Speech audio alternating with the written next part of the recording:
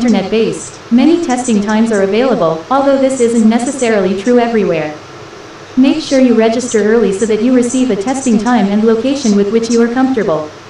You may take the TOEFL as many times as you like. Many programs will simply take your best score, but don't forget to check for specific information with admissions counselors from the schools to which you are applying. Make sure to register early. What is the Princeton Review? The Princeton Review is the premier test preparation company that prepares tens of thousands of students each year for tests such as the TOEFL, SAT, GMAT, GRE, LSAT, and MCAT. At the Princeton Review, we spend countless hours researching tests and figuring out exactly how to crack standardized tests. We offer students proven, high-powered strategies and techniques to help them beat the tests and achieve their best scores. In addition to our books, we offer both live classroom instruction and online courses.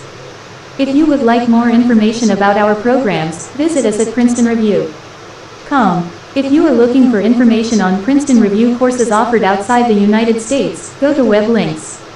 1. Introduction I-11 for even more vocabulary practice. Check out our essential TOEFL vocabulary flashcards. What's in this book? Cracking the TOEFL IBT contains 4 parts. Orientation. What you're reading now. Core concepts. The basic skills necessary to successfully complete the exam. By working through the exercises in this section, you will have a greater understanding of how the integrated tasks on the TOEFL fit together. Cracking. The appropriate strategies to crack each question type on the TOEFL.